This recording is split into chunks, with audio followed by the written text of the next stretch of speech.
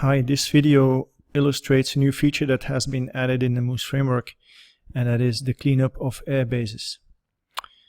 As you know, when airplanes collide on airbases, or when they crash on airbases, or when missiles are being fired and land on the runway, then the airbase will halt its operations for a very, very long time, and this can be quite destructive for continuous mission operations. So the cleanup airbase class is actually very simple. You use the cleanup class by using a very simple constructor. You just need to provide a list, so an array with items, a list of airbase names, and you can use the enumeration type under the airbase class, because the airbase class has for each map the airbases enumerated. So you can do, for example, for the 1.5.6 version or 1.5.7 version, airbase.caucasus, Tbilisi and Caucasus Kutaisi, for example. And if you execute this statement here, then these two airbases would be cleaned. So you can also do it like this. You can do cleanup Tbilisi, cleanup airbase, and then give one airbase and then another object for the other airbase.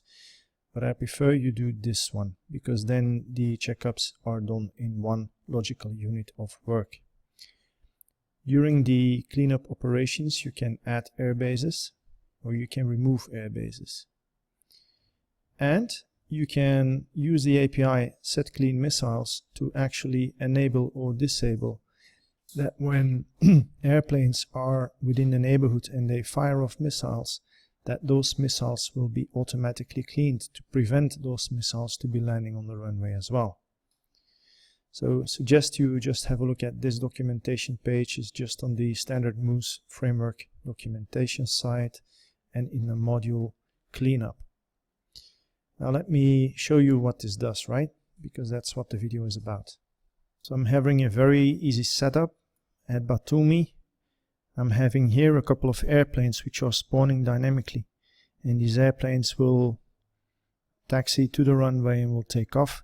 And in the meanwhile, there is a battle going on. You have blue and red helicopters firing to each other above the runway, and you will see that the red or the blue helicopters will get hit and will fall on the runway, and you will see what happens with them.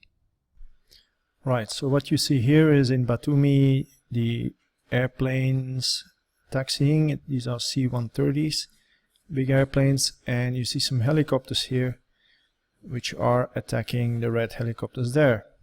And the cleanup class is currently active. The helicopters are continuously being shot at both sides.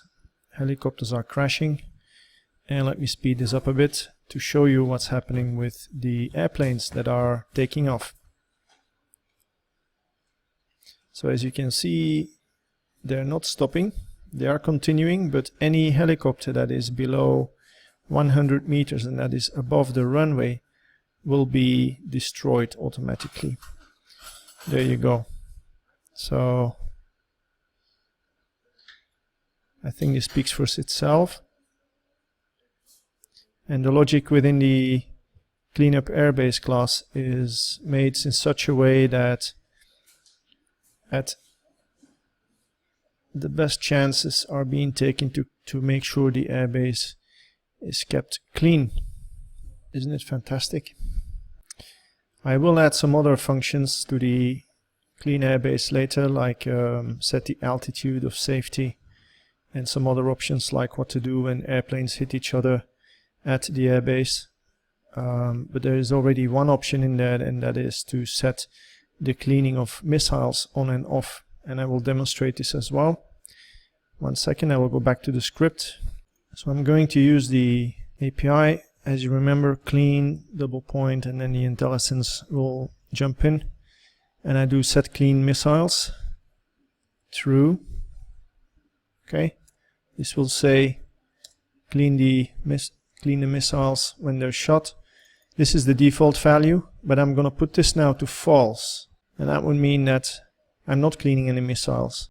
And there you go. As a result, the helicopter's firing the missiles within the cleanup process, but there's an additional risk that a missile or a bomb may hit the runway, and therefore the airbase operations will stop functioning.